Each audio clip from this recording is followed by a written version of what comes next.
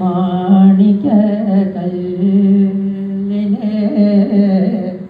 മറക്കില്ല ഞാനിന്ന് മാണിക്ക കല്ലിനെ മറക്കില്ല ഞാനിന്ന് മറക്കണ്ട നീ എന്നെ മരിക്കോളം നോക്കണേ മറക്കണ്ട നീ എന്നെ മരിക്കോളം നോക്കണേ. ഞാൻ ഉദ്ഘാടന പ്രസംഗം എന്ന് പറഞ്ഞാൽ ഞാനൊരു പ്രസംഗത്തിൻ്റെ ഒരു രീതിയിലല്ല എല്ലാവരും ഒത്ത് കാണുന്ന ഒരു കുറച്ച് വർത്തമാനം പറഞ്ഞിരിക്കാനാണ് താല്പര്യം. ഈ പ്രസംഗമാകുമ്പോഴും കാര്യങ്ങൾ അതൊരു വല്ലാത്ത രീതിയിൽ അതുകൊണ്ട് ഞാൻ പറഞ്ഞൊരു സജഷനാണ്. ഇവിടെ ഒരുപാട് പേര് കൂടിയിട്ടുണ്ട്. അപ്പം അവർക്കൊന്ന് അവർ പറയുമ്പോൾ എനിക്കറിയാത്തതുകൊണ്ടല്ല, പലർക്കും പരസ്പരം അറിയാൻ കിട്ടുന്നൊരു അവസരമാണ്. അപ്പോൾ വന്നു കണ്ടു, ഒരിക്കൽ കൂടി കണ്ടു, അത് വളരെ സംതൃപ്തിയുണ്ട്. എങ്കിലും വേദിയിൽ കുറച്ച് ആളുകളുണ്ട്. ശ്രീ ജയകുമാർ ഞങ്ങളുടെ പഴയ അയൽവാസിയായിരുന്നു, നേരത്തെ അവിടെ സൂചിപ്പിച്ചു. SC ഡെവലപ്മെൻറ്റ് ഡിപ്പാർട്ട്മെൻറ്റിൽ ഒരുമിച്ച് തൊട്ടടുത്ത് നിന്ന് പ്രവർത്തിച്ചതാണ്. വളരെ സന്തോഷം തോന്നുന്ന ഒരു കാര്യം, സന്ദീപ് കൃഷ്ണൻ എന്നാണ് അവരുടെ പേര്. സന്ദീപ് പിന്നെ ഞാൻ സ്റ്റേറ്റ് ഡയറക്ടർ ആകുമ്പോൾ അന്ന് നെഹ്റു യുവ കേന്ദ്രമാണ്, ഇപ്പോഴാണ് മൈഭാരതായത്. നെഹ്റു യുവ കേന്ദ്രയുടെ പത്തനംതിട്ട ജില്ലാ യൂത്ത് ഓഫീസറായിരുന്നു. എനിക്ക് നന്നായിട്ട് അറിയാം, വളരെ മിടുക്കനാണ്, തർക്കമില്ല കാര്യം. ഞാൻ ഈ മിടുക്കനെന്ന് പറയുന്നതിന് കാര്യമുണ്ട്, കാരണം കാര്യങ്ങൾ ചെയ്യാൻ അതിനോടൊരു സന്നദ്ധത ഉള്ള വ്യക്തിയാണ്. പാലക്കാട് അനുയോജ്യനാണെന്ന് എനിക്കറിയാം, മലപ്പുറത്തിൻ്റെ ചാർജും കൂടി ഉണ്ട്. സന്ദീപാണ് ഇങ്ങനൊരു മനോഹരൻ ഇങ്ങനൊരു സജഷൻ വെച്ചപ്പോൾ അത് ഇമ്മീഡിയറ്റായിട്ട് ആക്സെപ്റ്റ് ചെയ്ത് അതിന് വേണ്ട എല്ലാ സഹകരണങ്ങളും നൽകി അതൊരു സ്വന്തം പരിപാടി പോലെ കണ്ട് നടത്തുന്നതിന് മുന്നോട്ട് വന്നത് സന്ദീപാണ്.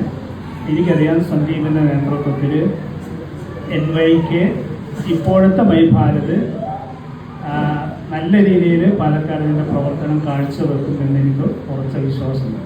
കാരണം സന്ദീപിനെ അറിയാവുന്നത് ഖാസിം മലായൻ ഒരുമിച്ച് എത്രയോ കാലമായിട്ട് NYKയുടെ കൂടെ ഉള്ളതാണ്. മനോഹരൻ എനിക്ക് എത്രയോ കാലമായിട്ട് അറിയാം. മനോഹരൻ എപ്പോഴും സംസാരിക്കുന്നു. പാലക്കാട് എൻ്റെ ഒരു അംബാസഡറായിട്ടാണ് മനോഹരുള്ളത്. കാരണം ആരെങ്കിലുമൊക്കെ എന്തെങ്കിലും നേട്ടങ്ങൾ കൈവരിച്ചാൽ, ആരെങ്കിലുമൊക്കെ മരിച്ചു പോയാൽ എന്നെ ആദ്യം അറിയിക്കുന്ന മനോഹരനായിരുന്നു. സാർ എന്നാണ് മരിച്ചുപോയി, വിശ്വാസം മരിച്ചു, എല്ലാം എനിക്ക് അപ്ഡേറ്റ് ചെയ്യുന്ന മനോഹരനാണ്. ഒരാഴ്ചയിൽ 2-3 പ്രാവശ്യം വിളിക്കും. നിങ്ങൾ കാണുന്നത് പോലെ അത്ര ഇത് മനോഹരൻ വളരെ വളരെ എന്താ പറയുക, മനസ്സിൽ വളരെ ലാളിത്യം സൂക്ഷിക്കുന്ന ഒരു വ്യക്തിയാണ്. എനിക്ക് നന്നായിട്ട് അറിയാം. മനോഹരനും മറ്റേ ഒരു സംഗീതം പറയാം. കാരണം അതൊരു ഫയലുകളെല്ലാം കൂട്ടമുടയുന്ന മനോഹരൻ ഒരു ഔട്ട്സ്റ്റാൻഡിങ് ആയിട്ടുള്ളൊരു ഉദ്യോഗസ്ഥനാണ്. തർക്കമൊന്നും വേണ്ട. പിന്നെ നമ്മളടുത്ത് വന്ന് സംസാരിക്കും കാണാൻ. ഞാനിരിക്കുന്ന കുറേ ഇപ്പുറത്താണ്. അപ്പോൾ എന്നെ കാണാൻ എൻ്റെ കുടുംബത്തിലാരോ വന്നു. മനോഹരൻ പറഞ്ഞത്തില് കാണാനൊന്നും പറ്റില്ല, സാർക്ക് ഊണ് കഴിക്കുന്ന ഞാനാണ്, നിങ്ങൾ പിന്നെ വാ. അത് കാണാനാണെന്ന് പറഞ്ഞിട്ടല്ല, ഊണ് കഴിക്കുകയാണ്, അത് കഴിഞ്ഞിട്ട് കണ്ടാൽ മതി എന്നല്ല. വളരെ കമ്മിറ്റഡ് ആയിട്ടുള്ള. പിന്നെ പേര് പറഞ്ഞു കഴിഞ്ഞ സമയം പോകുമ്പോൾ എനിക്കറിയാം, മണ്ണൂർ ചന്ദ്രൻജി അദ്ദേഹം വളരെ പ്രഗത്ഭനായിട്ടുള്ള ഒരു നാടൻ കലാകാരനാണ്. നമ്മൾ ആദരിക്കേണ്ട ഒരു മഹൽ വ്യക്തിത്വം തന്നെയാണ്. അതുപോലെ പിന്നെ നാരായണൻ, മണികണ്ഠൻ എന്ന് പറഞ്ഞു കഴിഞ്ഞാൽ ഒരു പേര് പുറത്താണ്. 2 മണികണ്ഠന്മാർ, ബിന്ദു, ലത, അനിത, എല്ലാം കുറച്ചും കൂടി ചെറുപ്പമായിരിക്കും. ഷൈജു ഇപ്പോഴും മനോരമയിലുണ്ടെന്നാണ് എൻ്റെ വിശ്വാസം. ലളിത, ഇവരെ കണ്ടിട്ട് കുറേ കാലമായി. ഞാൻ പാലക്കാട് ചാർജ് എടുത്തപ്പോൾ ആദ്യം കണ്ട ഒരു മുഖം ലളിതയാണ്. ഞാൻ മണ്ണാർക്കാട് ഇങ്ങനെ ഓഫീസിലോട്ട് വരാൻ വേണ്ടി നിൽക്കുമ്പോൾ ലളിതയും കൂടെ ഒരാൾ കൂടി വന്നിട്ട് എൻ്റെ അടുത്ത് ചോദിച്ചു, കുഞ്ഞാമത് സാറല്ലേ? ആണ്, അന്ന് ഗിരിവ്യാസിൻ്റെ സൂപ്പർവൈസറോ മറ്റോ ആണ്. ഞങ്ങൾ ഗിരിവ്യാസിലെ ടീച്ചർമാരാണെന്നൊക്കെ പറഞ്ഞ് പരിചയപ്പെടുത്തി. ഇപ്പോഴും ഓർമ്മയുണ്ട്.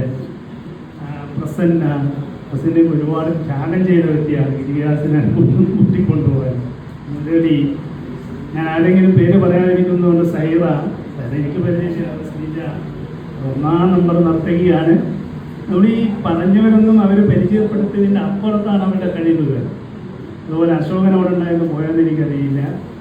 അവിടെ ഉണ്ടല്ലേ. ഇവരെല്ലാം ഒരു വളരെ റിസോഴ്സ്ഫുള്ളാണ് സഞ്ജീവ്. നമുക്ക് അവരൊക്കെ വളരെ ചുരുങ്ങിയ വാക്കുകളിൽ പറഞ്ഞു എന്നുള്ളൂ. വളരെ സന്തോഷം തോന്നുക. അത്ര പ്രഗത്ഭരായിട്ടുള്ള പല ഡിപ്പാർട്ട്മെൻറ്റിലും പല രീതിയിൽ അവിടെ കഴിവ് തെളിയിച്ചിട്ടുള്ള ആളുകളാണ്. വിവേകേണ്ടവര് ഇനി എത്രയോ പേര് പുറത്ത് നിൽക്കുന്നുണ്ട്. അപ്പോൾ കാണാത്തവിടെ വരാത്ത മുഴുവൻ പേരെയും അവരുടെ ഓർക്കുന്നു. ഞാൻ പേര് പറയാത്തവരുടെ ഹൃദയത്തോട് ചേർന്ന് കൊടുക്കുന്നു. നമ്മൾ പേര് പറയാത്തത് സമയം പോകണ്ട, വെറുതെ നമ്മൾ ഒരുപാട് സംസാരിക്കുന്നു. ഇപ്പം നിങ്ങൾ പറഞ്ഞപ്പോഴത്തേന് തീർന്നു. ഈ പരിപാടിയുടെ ദൗത്യം പൂർത്തിയായി. ഇതൊരു ഉദാഹരണത്തിനൊന്നും ഒരു പ്രസക്തിയില്ല. നമ്മൾ വരുന്നു. ഈ ടുഗദർനെസ് എന്ന് പറയുന്നത് വലിയൊരു ഫീലിംഗ്. അതായത് കൂടിച്ചേരുക, ഒരുമിച്ചിരിക്കുക എന്ന് പറയുന്ന വല്ലാത്തൊരു വികാരമാണ്. അവിടെ ഇങ്ങനെ ഔപചാരികതയില്ലാതെ ആരോ വർത്താനം പറയാം, എന്ത് പറ്റിയില്ലെന്നൊക്കെ ചോദിക്കാൻ പറ്റുന്നതിന് വലിയ കാര്യമാണ്. അപ്പോൾ അങ്ങനെ ഇരിക്കാൻ വേണ്ടിയാണ് പലരും വരുന്നത്. ഒന്ന് ആയി പറഞ്ഞ് അപ്പോൾ വന്നപ്പോൾ ഇവരെല്ലാം കൂടി ഓടി വന്ന് സാറേ അങ്ങനെയാണ് ഇങ്ങനെയാണ് എന്നൊക്കെ പറഞ്ഞ് പഴയ കാര്യങ്ങൾ പറയുമ്പോൾ നമുക്ക് വളരെ സൂചിപ്പിക്കാൻ വേണ്ടി പഴയതുപോലെ തന്നെയാണ് സാർ, ഒരു മാറ്റം വന്നില്ല എന്നൊക്കെ പറയുമ്പോൾ അതൊക്കെ അവർക്കും അറിയാം, എനിക്കും അറിയാം. പഴയകാല ചെറുപ്പമായിട്ടുണ്ടല്ലോ എന്ന് പറഞ്ഞാൽ നമ്മുടെ ഹൃദയത്തിൽ അതുണ്ടാക്കുന്ന ഒരു വല്ലാത്ത ഫീലിംഗ്. പാലക്കാടിനെ സംബന്ധിച്ചിടത്തോളം പാലക്കാടിലേക്ക് ഞാൻ ഇന്ന് എനിക്ക് അല്പം ബുദ്ധിമുട്ടുള്ള ദിവസം, വേറെ ഒന്നല്ല, ഒരു തിരക്കുമില്ല. റിട്ടയർമെൻറ്റിന് ശേഷം പ്രസംഗിക്കുന്നത് തന്നെ ഇത് 3-ാമത്തെ 4-ാമത്തെ പ്രാവശ്യം ഒരിടത്തും ഒരു പ്രഭാഷണം നടത്താൻ പോകാറില്ല. അപൂർവം ഏരിയകളിൽ. കാരണം ഞങ്ങളിപ്പോൾ മലപ്പുറം ആസ്ഥാനമായിട്ടുള്ള ഹംസ സാറിനെ അനുസ്മരിച്ചുകൊണ്ട് പറയാം, അദ്ദേഹത്തിൻ്റെ സ്മരണ നിലനിർത്തുന്നതിന് വേണ്ടി ഒരു ഫൗണ്ടേഷൻ രൂപീകരിച്ചിട്ടുണ്ട്, professor Hamza Tayyab memorial foundation.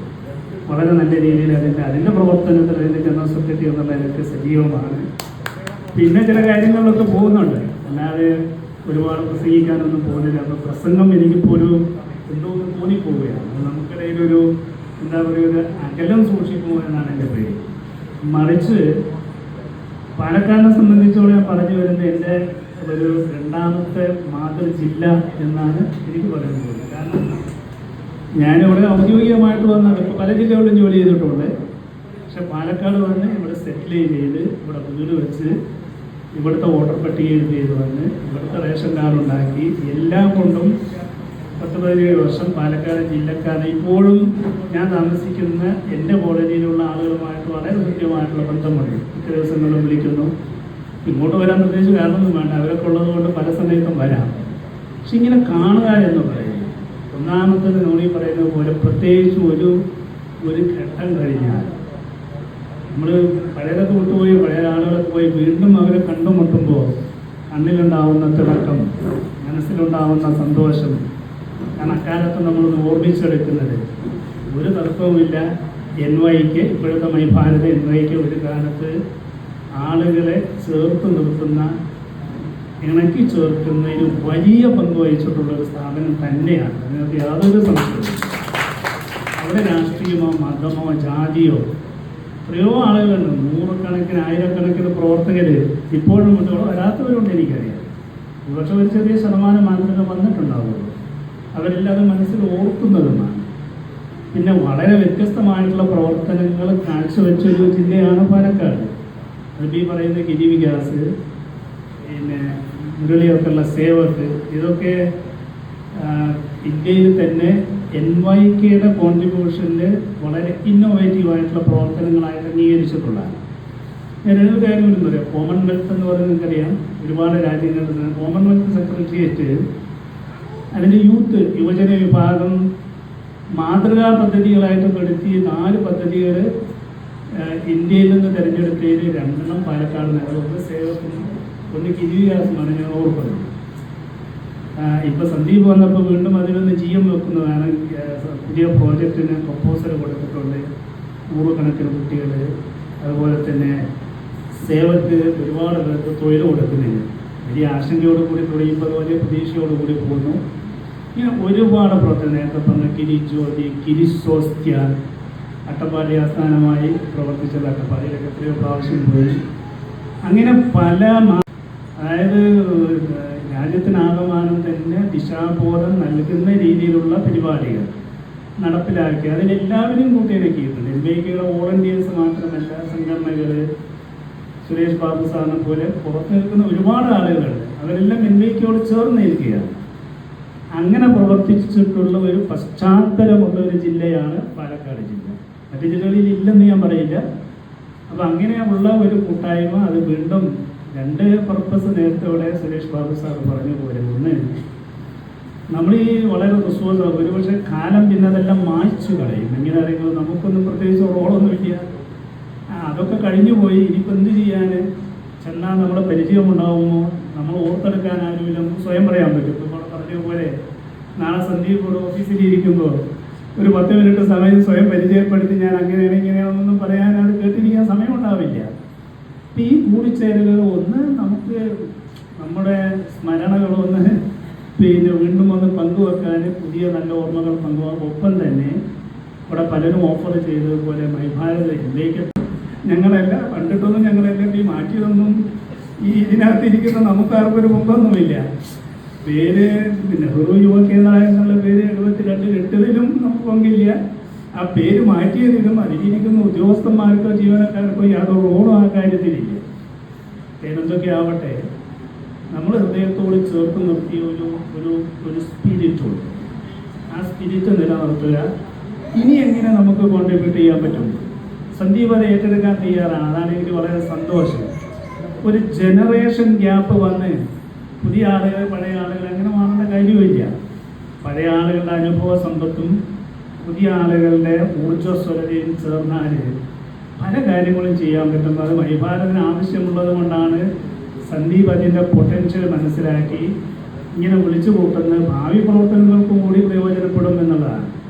കയറി വരണം. നമ്മുടെ ഒരു വീട്ടിലേക്ക് കയറി വരുന്നത് പോലെ നമ്മൾ കയറി വരും. പക്ഷേ ആളുകൾ മാറിക്കാണാൻ നമുക്ക് പരിചയമുള്ളവർക്ക് ഞാൻ തന്നെ പോയി പരിചയപ്പെടുത്തേണ്ടി വരും കുറച്ച്. കാരണം പുതിയ ആളുകൾക്ക് നമ്മൾ ആരാണെന്ന് അറിയണമെന്നില്ല. ഞാൻ റീജിയണൽ ഡയറക്ടറായിരുന്നു, സ്റ്റേറ്റ് ഡയറക്ടറായിരുന്നു, അല്ലെങ്കിൽ ജില്ലകളിൽ ജില്ലാ ഓഫീസറായിരുന്നു എന്നൊന്നും പറഞ്ഞത് കാര്യമല്ല. കുറച്ചും കൂടി വർഷങ്ങൾ ചെല്ലുമ്പോൾ പുതിയ ഉദ്യോഗസ്ഥരുടെ പുതിയൊരു ഞാനിങ്ങനെ എൻവൈകെ എന്ന് പറയുന്ന ഒരു ഓർഗനൈസേഷൻ ഉണ്ടായിരുന്നു. കാരണം എൻവൈകെ എന്നുള്ള പേര് പോലും അത് വിസ്മരിക്കപ്പെടും, ഇനി മൈഭാരതായിട്ട് മാറും. അപ്പോൾ പരിചയം എന്നാലും നമ്മൾ ആശങ്കപ്പെടേണ്ട കാര്യമൊന്നുമില്ല. ഇത് നമ്മുടെ സ്ഥാപനമാണ് എന്ന ഫീലിങ്ങോടുകൂടി കടന്നു വരാനും നമുക്ക് പറ്റുമെങ്കിൽ നമ്മുടെ സേവനം ആവശ്യമുണ്ടെങ്കിൽ അത് കൊടുക്കാൻ തയ്യാറാണ്. ആവശ്യമുണ്ടെങ്കിൽ അതുകൊണ്ട് നമുക്ക് ഓഫർ ചെയ്യാനേ പറ്റും. എടുക്കണമെന്ന് നിർബന്ധമൊന്നുമില്ല. നമ്മുടെ സേവനം ആവശ്യമുണ്ടെങ്കിൽ അത് കൊടുക്കുക. ഇടയ്ക്ക് ഒത്തുചേരാൻ ഈ വർഷത്തിൽ ഒരിക്കലാവണമെന്നൊന്നുമില്ല. എല്ലായ്പ്പോഴും ഒത്തുചേർന്ന ആളുകൾ തിരക്കായിരിക്കും. പക്ഷേ ഇടയ്ക്കൊന്ന് ഒത്തുചേരാനും കുറച്ചും കൂടി നമുക്കൊരു സമയം കിട്ടുന്ന രീതിയിൽ അങ്ങോട്ടും ഇങ്ങോട്ടുമൊക്കെ പങ്കുവെക്കാനൊക്കെ ഈ പങ്കുവെക്കലുകൊണ്ടാണ് ഷെയറിങ്. ഞാൻ ആദ്യം പറഞ്ഞ ടുഗദർനെസ് പോലെ തന്നെ ഇമ്പോർട്ടൻ്റ് ആണ് ഷെയറിങ് എന്ന് പറയുന്നത്. പങ്കുവെക്കാൻ പറ്റണം. നമ്മൾ കൊച്ചു കൊച്ചു കാര്യങ്ങൾ അങ്ങോട്ട് പറയുന്നു. ഈ പിന്നെ പാലക്കാടൻ ശൈലി പറഞ്ഞ് മിണ്ടാണ്ടിരിക്കുക എന്ന് പറഞ്ഞാൽ മിണ്ടാണ്ടിരിക്കുന്ന മാറി എന്തെങ്കിലുമൊക്കെ ഒന്ന് മിണ്ടിക്കൊണ്ടിരിക്കണം. അതിനൊക്കെ നമുക്ക് ഒരു വേദിയായിട്ട് ഉപയോഗിക്കണം. അതിൻ്റെ ഒരു ഫോക്കൽ പോയിൻ്റായിട്ട്, സെൻട്രൽ പോയിൻ്റായിട്ട് മൈഭാരത് മാറണം. മൈഭാരത് മാറുമെന്ന് എനിക്ക് കുറച്ച് വിശ്വാസമുണ്ട്. കാരണം സന്ദീപിനെ പോലെ പ്രഗത്ഭരായിട്ടുള്ള ആളുകൾ നേതൃത്വം നൽകുന്ന ഒന്നാണ്. അപ്പം ഞാൻ പിന്നെ എൻ്റെ ഭാര്യയുടെ ചേച്ചിയുടെ ഭർത്താവ് മരിച്ചതിൻ്റെ ഒരു ചടങ്ങുള്ള ദിവസമാണ്. പക്ഷേ എനിക്കിത് നഷ്ടപ്പെടുത്താൻ പറ്റില്ല. കാരണം എല്ലാവരും കാണാൻ പറ്റില്ല, ആരെയും വിളിക്കാൻ പോലും പറ്റില്ല. അപ്പം ഞാൻ തോന്നി അവിടെ ഞാൻ തിരിച്ചു പോകുമ്പോൾ പങ്കെടുക്കാം. എല്ലാവരുടെയും മുഖം കാണുന്നു, അതിൽ എല്ലാവരും ചിരിച്ചുകൊണ്ട് നമ്മളോട് സംസാരിക്കുന്നു. വൈമനസ്യങ്ങൾ മനസ്സിലുണ്ടെങ്കിൽ പോലും അത് മറച്ചു വെച്ച് മറന്ന് ഹൃദയപൂർവ്വം ഹൃദയത്തിൽ നിന്ന് സംസാരിക്കുന്നത് കാണാനും അല്പനേരം ചെലവഴിക്കാനും കിട്ടിയൊരു അവസരം എന്നുള്ളതിലേക്ക് ഞാനിതൊരു വലിയ അനുഭവമായി. ഞാൻ എൻ്റെ റിട്ടയർമെൻറ്റുമായി ബന്ധപ്പെട്ട് 2 വർഷം മുമ്പാണ് പാലക്കാട് വന്നത്. അത് കഴിഞ്ഞ് ഞാൻ വ്യക്തിപരമായി വന്നു പോയെങ്കിലും അന്നും ഇങ്ങനെ ഒരുപാട് ആളുകൾ കൂടി ചേർന്നിരുന്നു. അപ്പോൾ ഇതിൻ്റെ മനോഹരനാണ് ഇതിന് മുൻകൈ എടുത്തതെന്ന് ഞാൻ പറഞ്ഞു. ഇനി മനോഹരൻ തന്നെ ഒരു ആശങ്കയുണ്ട്. എത്ര കാലം ഇപ്പോൾ മനോഹരനെ പോലെ ഉള്ളവർക്ക് അപ്പം അതിനൊരു സംവിധാനം ഉണ്ടാവണം. മുരളി, കുറേ ആളുകളുണ്ട്. സജീഷ് ഒരു നല്ല, എനിക്ക് സന്തോഷമുണ്ട്. സജീഷ് ഒരു പുസ്തകമൊക്കെ രചിച്ച ഒരു സാഹിത്യകാരനാണ്. ഭാവിയിൽ നമുക്ക് പറയല്ലോ, ഭാവിയിൽ ഒരു 3 ദിവസം മാത്രമൊക്കെ ആവും പാലക്കാട് പറ്റുന്ന ആളാണ്. അദ്ദേഹത്തിൻ്റെ പിന്നെ ചെറിയ മകനും നല്ലൊരു എഴുത്തുകാരനാണ്. പുസ്തക പ്രകാശനം നടത്തിയെന്നൊക്കെ കണ്ട് അഭിനന്ദിക്കുന്നു ശ്രീ മണ്ണൂർ ചന്ദ്രനെയും സജീഷിനെയും. ബാക്കി എല്ലാവർക്കും എനിക്കറിയില്ല, പലരുടേതും മനോഹരൻ ഷെയർ ചെയ്യും പറയുമ്പോൾ ബേബീസ് കലാസമിതിയുടെ 2 പേർക്ക് ഫോക്ലോർ അക്കാദമിയുടെ ഫെലോഷിപ്പ് കിട്ടിയെന്ന് എനിക്കൊരു മെസ്സേജ് കണ്ട ഉടനെ തന്നെ ഞാൻ അവർ 2 പേർക്കും എൻ്റെ ഒരു മെസ്സേജ് അയച്ചു. ഒന്നുമില്ല, അഭിനന്ദനം, നമുക്കത്രേ പറയാനുള്ളൂ. പക്ഷെ അത് അവർക്കും വലിയ സന്തോഷം, നമുക്കും സന്തോഷം. അവരുടെ സന്തോഷത്തെക്കാളുപരി നമ്മുടെ കൂടെ നിന്ന് പ്രവർത്തിച്ചവർ അവർ ഏതെങ്കിലും ജീവിതത്തിൻ്റെ ഏതെങ്കിലും ഘട്ടത്തിൽ അവരൊരു വിജയം കൈവരിക്കുമ്പോൾ അതിനൊരു നല്ല വാക്ക് പറയാൻ നമുക്ക് അവസരം കിട്ടുക എന്ന് പറയുന്നത് ചിലർക്ക് നമ്മൾ അറിയാതെ പോകുമെന്നുള്ളതാണ്. ഞാനിപ്പോൾ സ്ഥിരതാമസമാക്കിയിരിക്കുന്ന മലപ്പുറത്താണ്. പാലക്കാട് പറഞ്ഞ പോലെ ആദ്യം ഞാൻ പറഞ്ഞെങ്കിലും എല്ലാം വെട്ടി മാറ്റി ഇപ്പോൾ വീണ്ടും എൻ്റെ ഫസ്റ്റ് ഹോം ഡിസ്ട്രിക്റ്റ് ആയിട്ടുള്ള 1ാമത്തെ ഹോം ഡിസ്ട്രിക്റ്റ് മലപ്പുറത്തേക്ക് തന്നെ താമസം മാറ്റിയിട്ടുണ്ട്. പക്ഷെ പാലക്കാടിനെ കുറിച്ച്, പാലക്കാടിൻ്റെ നന്മയെക്കുറിച്ച്, പാലക്കാടൻ ജനതയുടെ അവർ ഹൃദയത്തിൽ സൂക്ഷിക്കുന്ന ലാളിത്യത്തെക്കുറിച്ച്, സ്നേഹത്തെക്കുറിച്ച് ഇപ്പോഴും മനസ്സിൽ കൊണ്ടു നടക്കുന്നു എന്ന് മാത്രമേ ഞാൻ പറയുന്നുള്ളൂ. ഇനിയും ഒരവസരം കിട്ടിയാൽ വീണ്ടും വരാൻ സന്നദ്ധമാണ്. ഞാൻ ഇത്രയും ഒരൊറ്റയ്ക്ക് കാർ ഓടിച്ച് വന്നത് ഈ ദൂരമായിട്ടൊക്കെ കൊണ്ട് ഓടിക്കുന്നതാണ്. അങ്ങനെ കുറച്ച് കാര്യങ്ങൾ, പക്ഷേ എന്നെ അങ്ങോട്ട് ഓടിക്കുമ്പോൾ എനിക്ക് എവിടെയും ഒരു വളരെ എളുപ്പത്തിൽ എത്തിയതുപോലെ തോന്നിയതിൻ്റെ കാരണം ഞാൻ ഈ പറയുന്ന പോലെ കാണാൻ പോകുന്ന വ്യക്തികൾ നമ്മുടെ കൂടെ നിന്ന് ചെറുതല്ലാത്ത വലിയ സംഭാവന നൽകി നമ്മളെ ചേർത്ത് പിടിച്ച ആളുകളുടെ കൂടെ കുറച്ച് സമയം ചെലവഴിക്കാൻ അവസരം കിട്ടുക എന്ന് പറയുന്നത് അത് ഒരിക്കലും നിസ്സാരമല്ല. എത്ര കാലം കിട്ടുമെന്ന് മാത്രമേ നമുക്ക് ചിന്തിക്കേണ്ടതുള്ളൂ. അപ്പോൾ ഒരിക്കൽ കൂടി ഇവിടെ വന്നതിന്, ഇതിൽ പങ്കെടുത്തതിന്, പിന്നെ ഇനിയും നമുക്ക് കണ്ടുമുട്ടാനൊരു അവസരമുണ്ട്. ഞാൻ താഹിർ മാഷയെ വിട്ടുപോയി. തിരുവാതിര താഹിറൊക്കെ എന്ന് പറയുന്നത് ഞാൻ വരുന്നതിലേറെ ബുദ്ധിമുട്ടാണ് തൃത്താലയിൽ നിന്ന് ഇങ്ങോട്ടെത്താൻ.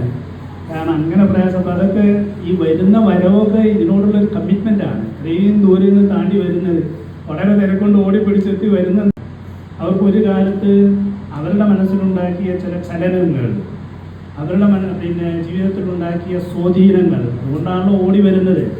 ഒന്നും കിട്ടാൻ ഇപ്പോൾ പ്രതീക്ഷിക്കാനൊന്നുമില്ല, കൊടുക്കാനുമില്ല, കിട്ടാനുമില്ല. ഈ കൊടുക്കലും കിട്ടലും മാത്രമല്ലല്ലോ, മനസ്സിൻ്റെ കോണിൽ എവിടേക്കോ ഈ പ്രവർത്തിച്ച കാര്യത്തിന് പഴയ ആളുകളൊന്ന് കണ്ടുമുട്ടാലോ എന്നുള്ള ചിന്ത കൊണ്ട് മാത്രം ഓടിയെത്തുന്നതാണ്. അങ്ങനെ ഇരിക്കുന്ന ഓരോരുത്തർക്കും നിങ്ങൾക്ക് നന്മകൾ വരട്ടെ, കുടുംബത്തിൻ്റെ നന്മകൾ വരട്ടെ, എല്ലാവർക്കും നല്ലത് മാത്രം സംഭവിക്കട്ടെ എന്ന് മാത്രം പ്രാർത്ഥിച്ചുകൊണ്ട്, ഒരു ഉദ്ഘാടനം എന്ന വാക്ക് മാത്രം ഉപയോഗിച്ചതുകൊണ്ട് ഈ ഒരു കുടുംബ സംഗമം, അങ്ങനെ പറയാനാണ് ആഗ്രഹം, സ്നേഹസംഗമം അല്ലെങ്കിൽ കുടുംബ സംഗമം. കാരണം എല്ലാവരും ഒരു കുടുംബത്തെ പോലെയാണ് ഇല്ലേക്കയെ കണ്ടിരുന്നത്. ആ സംഗമം നിങ്ങളുടെയൊക്കെ സമ്മതത്തോടു കൂടി ഔപചാരികമായി ഉദ്ഘാടനം ചെയ്തതായിട്ട് അറിയിക്കുന്നു. മനോജ് സാർ ഇവിടെ കുഞ്ഞാമൻ സാറെ അവർക്കറിയാം, എന്നെ ഇവരൊന്നും പുരുഷനാണെന്ന് വിചാരിച്ചിട്ടില്ല. സംസാരിച്ചിട്ടെല്ലാം കഴിഞ്ഞിട്ട് വേഷം കെട്ടിയിട്ട് വെളിയിൽ വരും. പക്ഷേ അത് കഴിഞ്ഞ് എന്താ സ്ത്രീ എന്നാ ചോദിക്കുക, അങ്ങനെയാണ്. അതെനിക്ക് ദൈവം തരുന്നതാണ്. എൻ്റെ കുരുത്ത ചമ്മാന്തിരമായിരിക്കാം. ഇപ്പോഴും പ്രായങ്ങളൊക്കെ ഒരുപാടായിട്ടുണ്ട്, എങ്കിലും ഇപ്പോഴും എന്നെ കെട്ടിക്കുന്നുണ്ട്. ഞാൻ കൂടുതൽ പറയുന്നില്ല. 2 പേര് പാട്ട് പാടിയിട്ട് പോകും. ഒരു ഭാര്യ പണിങ്ങിപ്പോയിട്ട് തിരിച്ച് വന്നൊരു പാട്ടാണ് മാണിക്കക്കല്ലിനെ മറക്കില്ല ഞാൻ. അത് നമ്മുടെ ആലത്തൂർ ബാലൂർ കുഞ്ചുമണിക്കൻ എന്ന ആശാൻ്റെ ഭാര്യയാണ്. അത് എഴുതിയത് ആയക്കാട് ചെണ്ടൻ കണ്ണമ്പറ അവരാണ്. ഈ പാട്ട് പാടി വർഷങ്ങളോളം മാറി നിന്നൊരു ഭാര്യ ഈ പാട്ട് പാടി കളിക്കുക പറഞ്ഞാൽ അവിടെ ഒരു പൊങ്കലായിരുന്നു. പൊങ്കൽ പറഞ്ഞാൽ അറിയുന്നവരൊക്കെ ഉണ്ടല്ലോ, നമ്മുടെ തരൂർക്കാർക്ക് എല്ലാവർക്കും അറിയാം. അപ്പോൾ അവിടെ കളിക്ക് ഞാൻ വരില്ല, ആശാനോട് പറഞ്ഞപ്പോൾ നീ എന്താ വരില്ല പറയുന്നു. പിന്നെ ആരുടെ കളിക്കുക എന്ന് പറഞ്ഞപ്പോൾ ഒരു പാട്ട് ഞാൻ എഴുതരാം, അത് പാടിക്കോ. ഓലയിലാണ് എഴുത്ത്. ആ ഓലയിൽ നോക്കി പഠിച്ച്, നിങ്ങളുടെ പാട്ടും ഭാഗം കൊണ്ടൊന്നും ആ പെണ്ണ് വരില്ല, എത്ര ആൾ പോയിട്ട് ആ പെണ്ണ് വന്നിട്ടില്ല. പിന്നെന്താ ഈ പാട്ട് പാടിയപ്പോൾ നിങ്ങളെന്താ ഉണ്ടാണ്ട് പോകണ്ട, ഞാനും ഉണ്ട് വീട്ടിലേക്ക് നോക്കി, ഞാനും ഉണ്ട് എന്ന് പറഞ്ഞിട്ട് വന്നാൽ പാട്ടാണ് മാണിക്കല്ലിനെ മറക്കില്ല. അതിപ്പോൾ അവരിപ്പോൾ പാട്ടുണ്ട്, അവരുടെ വൈകിട്ട് പടപ്പാണ്. പക്ഷെ പാണപ്പൊറാട്ടിലുള്ളതാണ്. കാടും മലകളും അതുപോലെ തന്നെ ചെമ്പശ്ശേരി വിശ്വ എഴുതി എനിക്ക് തന്ന, ഞാൻ ഫ്രാൻസിൽ നിന്ന് വാങ്ങി പറഞ്ഞില്ല, പിന്നെ ആദ്യം 98 ചെമ്പശ്ശേരി വിശ്വ എഴുതിയ പാട്ടാണ് കാടും മലകളും എന്നുള്ള പാട്ട്. ഞാൻ പാടിയിട്ട് എനിക്ക് ഫ്രാൻസ് എന്നാണ് ഒരു ക്യാഷ് അവാർഡ് 1,00,000 റുപ്യ. 98 1,00,000 റുപ്യ എന്നപ്പോൾ എത്രയാവും നിങ്ങൾക്ക് ആലോചിച്ചെടുക്കുക. എൻ്റെ മകളുടെ കല്യാണം അതുകൊണ്ടാണ് കാര്യം. എനിക്ക് 2 പെൺകുട്ടികളുണ്ട്, അവരൊക്കെ ഈ രംഗത്തുള്ളവരാണ്. ബാക്കി കാര്യം ഞാൻ ഇപ്പോൾ പറയുന്നില്ല. 2 പാട്ട് പാടാം, 2 വരി. മാണിക്കക്കല്ലിനെ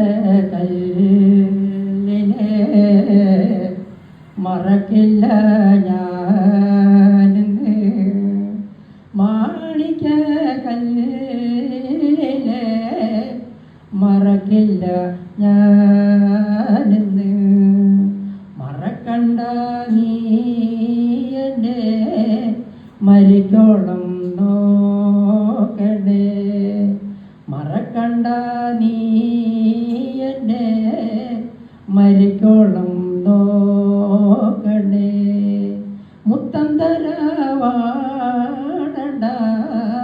മുല്ലപ്പൂവേ പോകണ്ട മുത്തന്തരവാടണ്ട മുല്ലപ്പൂവേ പോകണ്ട.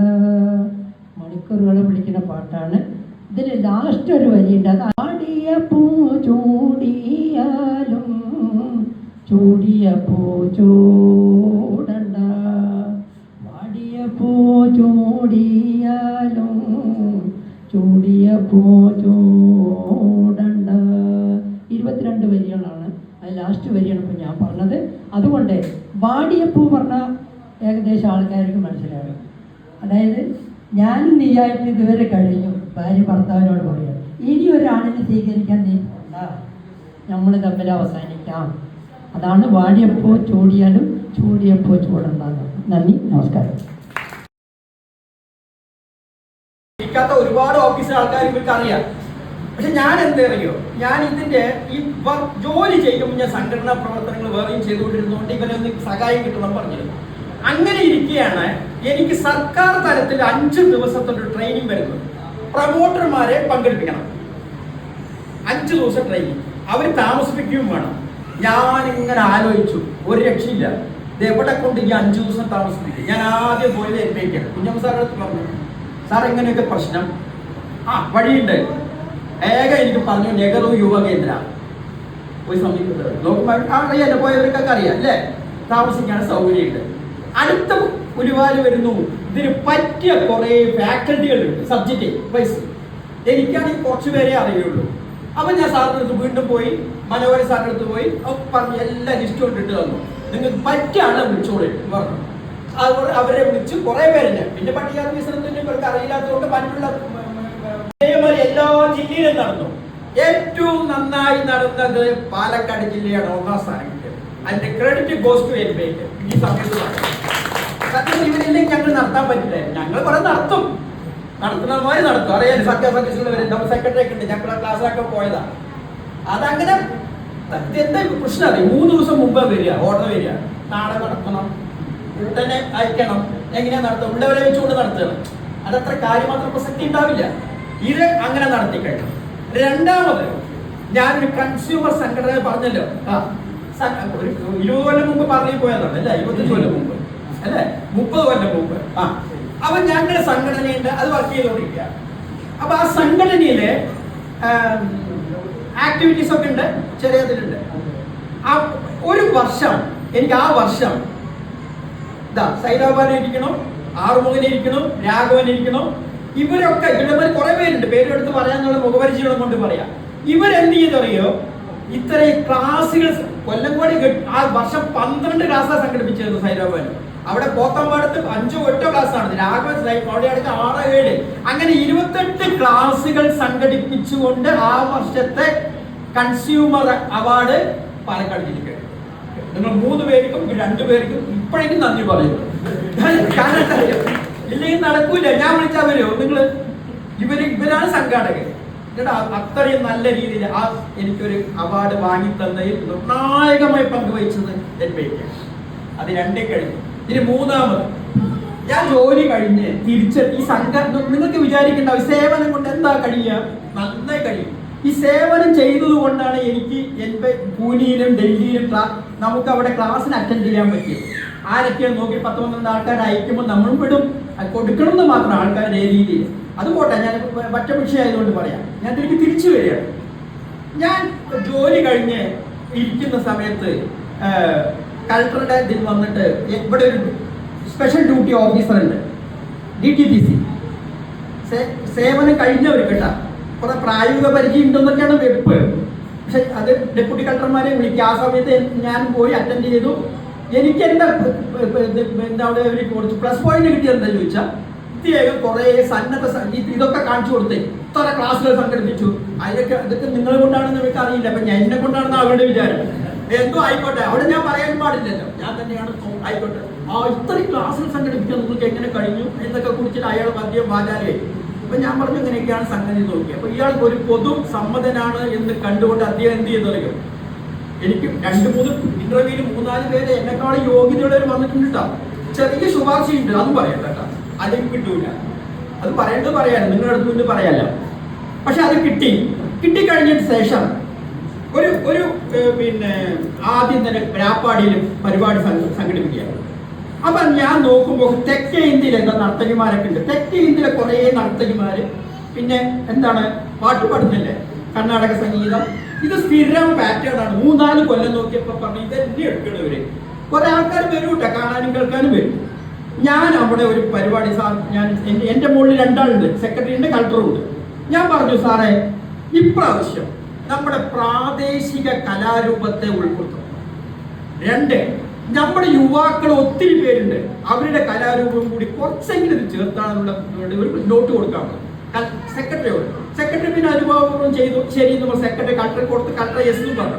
അത് കിട്ടിയപ്പോൾ ഞാൻ വിചാരിച്ചു, ഇതാ മണ്ണൂർ ചന്ദ്ര സാറുണ്ട്, ഞാനാണ് ഒപ്പിട്ട് പൈസ കൊടുത്തിട്ട് ഒരിക്കൽ അദ്ദേഹത്തിന് ഓർമ്മയുണ്ടാവില്ല, അദ്ദേഹത്തിനെയും കൂടി കൊണ്ടുവന്നു. അദ്ദേഹത്തിന്റെ അപ്പൊ ഞാൻ പറഞ്ഞു നമ്മുടെ കലാകാരന്മാർക്ക് ഇവിടെ അല്ലാതെ പിന്നെ എവിടെയാണ് വേദി കൊണ്ടുവന്നത്? നമ്മുടെ ജനാർദ്ദനൻ, പിന്നെ നമ്മുടെ പ്രണവൻ ശശി, ഇവരെയൊക്കെ അങ്ങോട്ട് ഉൾപ്പെടുത്തിക്കൊണ്ട് ഒരു പാറ്റേൺ ഉണ്ടാക്കി.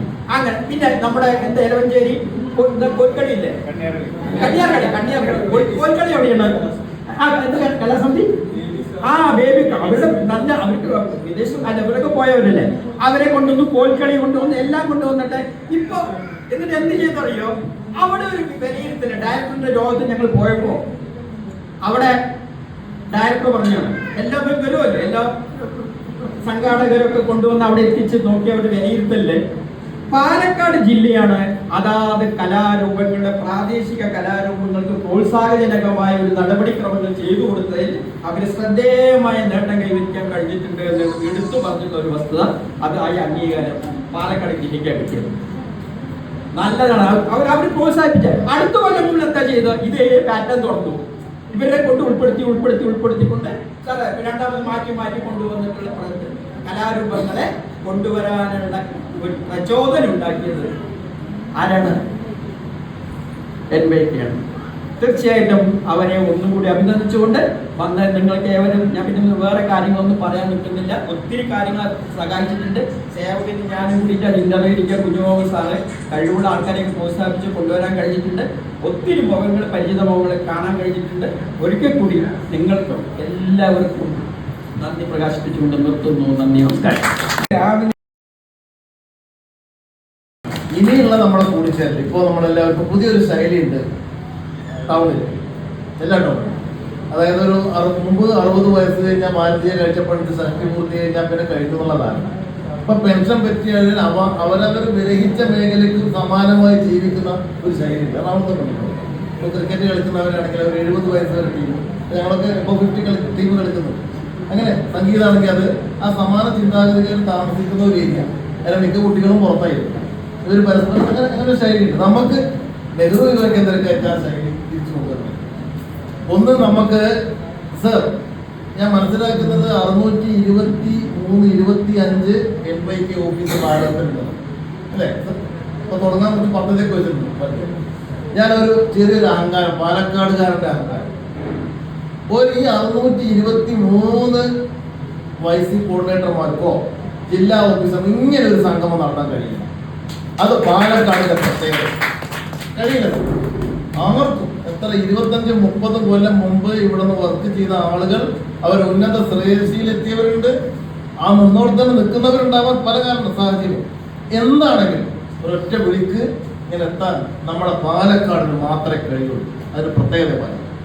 ഞാൻ മറ്റൊരു കാര്യം ദീർഘിച്ച് സംസാരിക്കാൻ അവസാനമാണ് സംസാരിക്കുന്നത്. അപ്പൊ പിന്നെ ഔചിത്യബോധം കൈവിടാൻ പാടില്ല. നമ്മളെപ്പോഴും വള്ളുവനാടിന്റെ എളിമയും നന്മയും തലകാല കുലബോധം പ്രസംഗിക്കുകയും പഠിപ്പിക്കുകയും ചെയ്ത ഒരാളും കൂടി ഞാൻ ഡെലിഗേറ്റ് കൂടിയാണ്.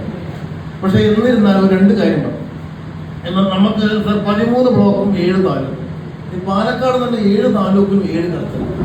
ഞങ്ങൾ മണ്ണാർക്കാട് താലൂക്കിൽ മിക്സഡ് കൾച്ചറാണ്, കൃഷിയും കാര്യങ്ങളും ടെക്സ്റ്റൈൽസും എല്ലാം കൂടെ. ആലത്തൂർ പോയ ഒരു നെൽകൃഷിയുടെ കൾച്ചറാണ്, ചിറ്റൂർ തമിഴ് കൾച്ചറാണ്, തൃത്താല പോയ അവൻ പട്ടാമ്പിയ കൾച്ചർ. എല്ലാവരെയും സമീപിച്ച് കൊണ്ടുപോയ ഒരു ഓഫീസുണ്ട്. പിന്നെ ചില ദൗർഭാഗ്യകരമായ ഞാൻ പറയുന്നത് നല്ല കാര്യത്തെ കുറിച്ച് മാത്രം സംസാരിക്കാം. B positive. ഞാൻ അതിൻ്റെ ആളാണ്, സംസ്ഥാനത്തിൽ എന്നെ പഠിപ്പിച്ചതാണ്. ഏത് കാര്യം സംസാരിക്കണം, ചിന്തിക്കണം, ബി പോസിറ്റീവ്. പോയ ഒരു 5-8 കൊല്ലം ഉണ്ടായിട്ടുണ്ട്. ഞങ്ങൾ ആരും എവിടേക്കും പോയിട്ട്, ഞാൻ റെസ്റ്റ് എടുക്കല് നമ്മളെ ലൈബ്രറിയിലാണ്, പബ്ലിക് ലൈബ്രറിയിലാണ്. അപ്പൊ അവിടെ നിന്ന് ഞങ്ങൾ തിരിഞ്ഞു പോകാനുള്ള ചില കാരണങ്ങളുണ്ടായിരുന്നു. അതൊന്നും ഞാൻ സൂചിപ്പിക്കാൻ ആഗ്രഹിക്കുന്നില്ല, നല്ല കാര്യം പറയാം. സാർ, ഒരു ഉറപ്പ് നിൽക്കുന്നു. ഈ പാലക്കാട് ജില്ലയുടെ അങ്ങേ അറ്റത്തെ ക്ലബ്ബ് ഞാൻ ഇവിടെ എരിച്ചാമ്പൽ വിവേകാനന്ദ ഭൂപതിയുടെ ക്ലബ്ബ്, വിവേകാനന്ദ എരിച്ചാമ്പൽ. തൊട്ടപ്പുറം നെന്മാറ വൈകി. ഞാൻ ബാബുവായിട്ടും ഞാൻ എത്ര ബന്ധം ആൾക്കാർ ചോദിച്ചത്. ബാബുവായിട്ട് പ്രസിഡന്റ് ഞാൻ വരുമോ അല്ലേ? എന്റെ മയ്യംസിലെ MLA ബാബു, നെന്മാറുടെ ബാബുവായിട്ടിനെ ബാബു തിരുവനന്തപുരത്ത് കാണുമ്പോൾ ഞാൻ വ്യത്യസ്ത രാഷ്ട്രീയക്കാരൻ. പുള്ളി ഇങ്ങനെ NN കൃഷ്ണദാസ് അലയും ദാസേട്ടാ പറഞ്ഞാൽ വിളിച്ച നമുക്കൊരു ബന്ധം വന്നിട്ടില്ല. രാവിലെ അവര് മൂവാറ്റുപുഴയ്ക്ക് വൈകിട്ട് വീട് മൂവാറ്റുപുഴ മോൻ്റെ മോൻ്റെ കൊച്ചുമോളെ നാളെ രാവിലെ എഴുത്തിനിരുത്തുകയാണ്. അവിടെ ഒരു കോട്ടയത്തൊരു മൂകാംബിക, കൊച്ചു മൂകാംബികയുണ്ട്, അവിടെ എഴുത്തിനിരുത്തി. അവർ രാവിലെ പോയി. ഞാൻ ചെല്ലാമെന്ന് പറഞ്ഞു. പക്ഷെ ഞാൻ പറഞ്ഞാൽ ഉച്ചയ്ക്ക് വരാം, എനിക്ക് ഇങ്ങനൊരു പരിപാടി ഞാൻ ചെല്ലാമെന്ന് ഏറ്റുപോയി. അതുകൊണ്ട് അത് കഴിഞ്ഞിട്ടേ ഞാൻ വരൂ, ഞാൻ ഉച്ചയ്ക്ക് പോകും. അപ്പൊ എനിക്ക് വേണേ എനിക്ക് ഇങ്ങനൊരു പരിപാടിയുണ്ട്. അല്ല, നമ്മൾ വിചാരിച്ചാൽ നമുക്ക് സമയം ഉണ്ടാകും. സമയം നമ്മളെ തേടി വരണ്ട, നമ്മൾ സമയത്തിനെ തേടി പോകാൻ കൂടി പഠിക്കണം. ഇത് നിങ്ങൾക്ക് പൊതുവായിട്ട് പറഞ്ഞ കാര്യം. പിന്നെ ഈ MBAയുടെ കാര്യം ഞാൻ പറഞ്ഞല്ലോ. അതായത് എൻ്റെ ബന്ധം വളരെ നാളത്തെ ബന്ധമുണ്ട്. അതായത് രാധാകൃഷ്ണൻ കുഞ്ഞുമുഹമ്മദിന് മുമ്പ് രാധാകൃഷ്ണൻ കോർഡിനേറ്റർ ആയിരുന്നപ്പോൾ ഞാൻ പ്രോഗ്രാം ഓഫീസറും കൂടാ. ഞാനും രാധാകൃഷ്ണനും ഫീൽഡ് പബ്ലിസിറ്റിയുടെ ഡിസ്ട്രിക്ട് ഓഫീസർ ശങ്കരനാരായണൻ, ഞങ്ങൾ 3 പേരെയും ത്രിമൂർത്തികളെന്നാണ് എല്ലാവരും പറയുന്നത്. ത്രിമൂർത്തികളായിരുന്നു ഞങ്ങൾ 3 പേരും കൂടെ ചേർന്നുകൊണ്ട് എത്ര പ്രോഗ്രാം, എത്ര അവയർനെസ് പ്രോഗ്രാം നടത്തി ഞങ്ങൾക്ക് തന്നെ അറിയില്ല കേട്ടോ. ശങ്കരനാരായണൻ എന്നെ വിളിക്കും, സബ്ജക്റ്റ് പറയും. അപ്പോൾ ആദ്യം തുടങ്ങിയത് ഗാട്ട് എഗ്രിമെൻറ്റാണ്, general agreement and tariff and trade, അതിലാണ് തുടങ്ങിയത്. അങ്ങനെ ഒരുപാട് വിഷയങ്ങളിൽ ഒരുപാട് സ്ഥലങ്ങളിൽ പോയി അവയർനെസ് പ്രോഗ്രാംസ് കൊടുത്തിട്ടുണ്ട്. MBA ആണെങ്കിൽ ഈ ക്ലബ്ബുകളുണ്ടല്ലോ, ഒരുപാട് ക്ലബ്ബുകളുമായിട്ട് അഫിലിയേറ്റ് ചെയ്തിട്ടുണ്ട് MBA ആയിട്ട്. അവിടെയൊക്കെ പരിപാടി നടത്തുന്നതിന് വളരെ മുൻകൈ എടുത്തു. അന്നൊക്കെ പ്രോഗ്രാംസ് എന്നും പത്രത്തിൽ വരുമായിരുന്നു. MBA നടത്തി, ഫീൽഡ് പബ്ലിസിറ്റി നടത്തി എന്ന് പറഞ്ഞ് കുഞ്ഞുമോഹൻ്റെ കാലത്തും ആ ട്രെൻഡ് തുടർന്നു. പക്ഷെ അതിനുശേഷം ആരെ കുറ്റം പറയാമെന്ന് വിചാരിക്കരുത്, അനിൽകുമാർ അല്ലേ, അനിൽകുമാർ ചാർജ് എടുത്തപ്പോൾ എന്നെ വിളിച്ചിട്ടൊന്നുമില്ല. ഞാൻ വന്ന വഴി ഇവിടെ വന്ന് കയറി പരിചയപ്പെട്ട് ഞാൻ പറഞ്ഞു, നിങ്ങൾക്ക് എന്ത് സഹായം വേണമെന്ന് ചെയ്യാൻ ഞാൻ തയ്യാറാണ്. അങ്ങോട്ട് ഓഫർ ചെയ്തതാണ്. പക്ഷേ ഒരു പ്രോഗ്രാമിനും പുള്ളി വിളിക്കുകയോ ഇവിടെ എന്തെങ്കിലും പ്രോഗ്രാം, കുറ്റം പറയാല്ല കേട്ടോ, എന്തെങ്കിലും പ്രോഗ്രാം നടത്തിയെന്ന് പത്രത്തിൽ കാണാൻ ചിന്തിക്കുന്നത് എപ്പോഴേക്കാണ് വേറൊരാളാ ഉണ്ടോ, നടത്തിയിട്ടുണ്ടോ? ഒരു പ്രോഗ്രാമും നടത്തിയിട്ടില്ല. നടത്തിയിട്ട് എനിക്കറിയില്ല കേട്ടോ, പക്ഷെ ഞങ്ങളാരും പറഞ്ഞിട്ടില്ല. നമ്മൾ സാമൂഹ്യ പ്രവർത്തകർ എന്ന് പറഞ്ഞാൽ ആദ്യം വേണ്ടത് എന്താണ്?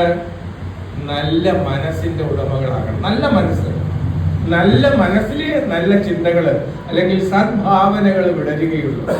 അപ്പം നല്ല മനസ്സുണ്ടെങ്കിൽ, വിശാലമായ മനസ്സുണ്ടെങ്കിൽ നല്ലതുപോലെ ചിന്തിക്കുകയും നല്ലതുപോലെ പ്രവർത്തിക്കുകയും നല്ല കാര്യങ്ങൾ ചെയ്യാനും നമ്മൾക്ക് നേരാവുകയുള്ളൂ. അപ്പൊ അതാണ് ഞാൻ നല്ല ചിന്തകൾ വരൂ, നല്ല വാക്കുകൾ വരൂ, നല്ല പ്രവൃത്തികൾ വരൂ. അങ്ങനെയുള്ള ആളുകളായിട്ട് വേണം നിങ്ങൾ വളരേണ്ടത്. മനസ്സിലായല്ലോ? അത് ഞാൻ പറഞ്ഞാണെങ്കിൽ പ്രായമുള്ള ഒരു പ്രശ്നമേ അല്ല. ചിന്തിക്കുന്നുണ്ടേ, പല്ല് കാണിക്കാതെ ചിന്തിക്കുന്നുണ്ടാ. കാരണം താല്പര്യമുള്ളതുകൊണ്ടല്ലേ വന്നത്. ഇത്രയും പ്രായമായിട്ടും താല്പര്യമുള്ളതുകൊണ്ടാണ് വന്നത്. അങ്ങനെ വേണം, നിങ്ങളെ കണ്ടു വേണം നിങ്ങളുടെ മക്കളും പിന്നെ കൊച്ചുമക്കളും പഠിക്കേണ്ടത്. ഇപ്പൊ എൻ്റെ കൊച്ചുമക്കളായി കൂട്ടിരുന്നപ്പോൾ എന്നെ വിളിച്ചു, അച്ചാച്ചനും പറഞ്ഞ് വിളിക്കൂ. കാരണം അവർക്ക് ഞാൻ പറഞ്ഞു, മോളെ ഞാൻ അവർ മീറ്റിങ്ങിന് പോയിരിക്കുക, വന്നിട്ട് ഞാൻ വിളിക്കാം. മതി എന്ന് പറഞ്ഞു. അപ്പോൾ അങ്ങനെ സേതാബാനും എനിക്കൊക്കെ എൻ്റെ മക്കളെയും കൊച്ചുമക്കളെയൊക്കെ അറിയാം. കാരണം അവരൊക്കെ ഇടയ്ക്കിടയ്ക്ക് എപ്പോഴെങ്കിലും വീട്ടിൽ വരി. ഇത്രയും നാളായിട്ട് എനിക്ക് വളരെ സന്തോഷമാണ് അവരെ കാണുന്നതും വരുന്നതും ഓരോ ചടങ്ങിൽ പങ്കെടുക്കുന്നത്. അപ്പോൾ അങ്ങനെയൊക്കെയുള്ള ഒരു കൂട്ടുകെട്ട്, ഒരു നല്ല മനസ്സ് നിങ്ങൾക്ക് ഉണ്ടാകണം എന്നാണ് ഞാൻ ആഗ്രഹിക്കുന്നത്. അതിനുവേണ്ടി നിങ്ങൾ പ്രവർത്തിക്കുക. യാതൊരു പ്രതിഫലവും ഇച്ഛിക്കാതെ നല്ല കാര്യങ്ങൾ ചെയ്യാൻ വേണ്ടി അല്പസമയം കണ്ടെത്തുക. സമയമില്ലെന്ന് മാത്രം പറഞ്ഞാൽ ഒരാളെടുത്തും സമയമില്ലെന്ന് പറയാറില്ല. സമയം കണ്ടെത്തി അതിലൊക്കെ പങ്കെടുക്കും. മനസ്സിലായല്ലോ? ഇപ്പോൾ എന്തായാലും ഞാൻ ഇനി ഇവർക്ക് എല്ലാവർക്കും സംസാരിക്കാനുള്ളതാണ്. ഞാൻ പ്രസിഡൻഷ്യൽ അഡ്രസ്സായിട്ട് പറഞ്ഞതേ ഉള്ളൂ. എന്തായാലും ഇങ്ങനെ ഒരു പരിപാടി സംഘടിപ്പിക്കാൻ കഴിഞ്ഞതിൽ വളരെ സന്തോഷം. കുറച്ച് പേരെങ്കിലും പരിചയമുള്ളവരാണ്, പരിചയമില്ലാത്തവരും ഇതിനകത്ത്. എന്തായാലും വളരെ സന്തോഷം. എന്തൊക്കെയാണ് പരിപാടിയിൽ സന്ദീപ് ഇപ്പോഴേ ഞാൻ ഒരു ഓഫർ തരികയാണെങ്കിൽ ഏത് സമയത്ത് ഏത് കാര്യത്തിലും വിളിക്കാം. ഞാൻ നോ എന്ന് കഴിയുന്നതും പറയാറില്ല, ഞാൻ കൂടെ ഉണ്ടാകും. സന്ദീപിൻ്റെ നല്ല മനസ്സുകൊണ്ട് തന്നെയാണ് ഞാൻ സന്ദീപിനെ അഭിനന്ദിക്കുകയും കൂടിയാണ്. കാരണം സന്ദീപിൻ്റെ മനസ്സ് നല്ലതായതുകൊണ്ട് തന്നെയാണ് ഈ ഒരു പരിപാടി സംഘടിപ്പിക്കാൻ അനുവാദം കൊടുത്തത്. ഇനിയും എന്തെങ്കിലും കാര്യങ്ങൾ ചെയ്യാൻ താല്പര്യമുണ്ടെന്ന് പറഞ്ഞാൽ ഗിരിവികാസ് വീണ്ടും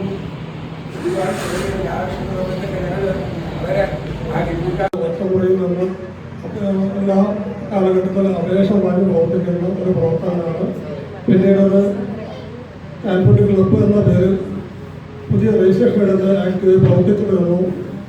കഴിഞ്ഞ വർഷം ഞങ്ങൾ 240 സ്കൂളുകളിൽ കരിയർ ഗൈഡൻസ് ക്ലാസ് നടത്തിയിരുന്നു. സൗജന്യമായിട്ട് ഒരു ഫണ്ടും വാങ്ങിയിട്ടല്ല. ആ ഫണ്ട് വാങ്ങാതെ നടത്തിയതിൻ്റെ ഫലമായി പരിപാടി നടത്തിയത് കരിയർ ഗൈഡൻസ് ആണെങ്കിലും അവിടെ ലഹരി വിരുദ്ധ മേഖലയുടെ പ്രവർത്തനങ്ങളെക്കുറിച്ച് ആവശ്യപ്പെട്ടാണ് അവിടുത്തെ അധ്യാപകരും രക്ഷിതാക്കളും പ്രവർത്തനം ആവശ്യപ്പെട്ട് വന്നിട്ടുള്ളത്. അതിൻ്റെ ഫലമായി ഇപ്പോൾ റിട്ടയർഡായിട്ടുള്ള കുറേ ഉദ്യോഗസ്ഥന്മാരും അതുപോലെ തന്നെ സാമൂഹിക പ്രതിബദ്ധതയുള്ള ആളുകളുമായി സംസാരിച്ച് ഞങ്ങൾ വായിച്ചു വളരുക എന്ന ചെറു നാടകം, അതിൽ ലഹരി വിരുദ്ധ മേഖലയുമായി ആശയം ഉൾപ്പെടുത്തിക്കൊണ്ടുള്ള ഒരു പ്രവർത്തനങ്ങളാണ് നടത്തിക്കൊണ്ടിരിക്കുന്നത്. ഇപ്പോൾ അപ്പുറത്ത് അത് റിവേഴ്സ് നടന്നുകൊണ്ടിരിക്കുന്നുണ്ട്. ഈ കാര്യങ്ങൾ മനസ്സിലാക്കിക്കൊണ്ടാണ് അവിടെ PRD ഏറ്റെടുത്ത് ആ പ്രവർത്തനങ്ങൾ പരിചയപ്പെടുന്നത്. ഞങ്ങൾ 3 മേഖലകളാണ് ഉദ്ദേശിക്കുന്നത്. അട്ടപ്പാടി മേഖലയാണ് പ്രധാനപ്പെട്ടത്, നെല്ലിയാമ്പതി അതുപോലെ തുടങ്ങി കിഴക്കൻ മേഖലയിൽ ആദിവാസി മേഖലകൾക്ക് വേണ്ടി തുടർ പ്രവർത്തനം നടത്താനുള്ള ഒരു പദ്ധതി കൂടി ആവിഷ്കരിക്കുന്നുണ്ട്. അതിന് PRD നമുക്ക് സപ്പോർട്ട് ചെയ്യുക എന്ന് പറഞ്ഞിട്ടുണ്ട്. ഞാനിപ്പോഴും PM പണിക്കർ ഫൗണ്ടേഷൻ കൂടി നടത്തുന്ന ഗൺഗോത്രി സ്കൂള് നെന്മാറയിൽ വെച്ച് 22-ാം തീയതി അതിൻ്റെ ഉദ്ഘാടന പരിപാടി നടത്തുകയാണ്. ഇതൊരു അറിയിപ്പായിട്ട് പറയുന്നത്. തുടർന്ന് 25-ാം തീയതി മണ്ണാർക്കാട് MES സ്കൂളിൽ വെച്ച് സംസ്ഥാനതല വായനയുടെ സംസ്ഥാന സമാപനം മണ്ണാർക്കാട് വെച്ചാണെന്ന് മന്ത്രി ആവശ്യപ്പെട്ടതനുസരിച്ച് നടത്തുന്നുണ്ട്. അതിൽ ഞങ്ങൾ പങ്കെടുക്കുന്നുണ്ട്.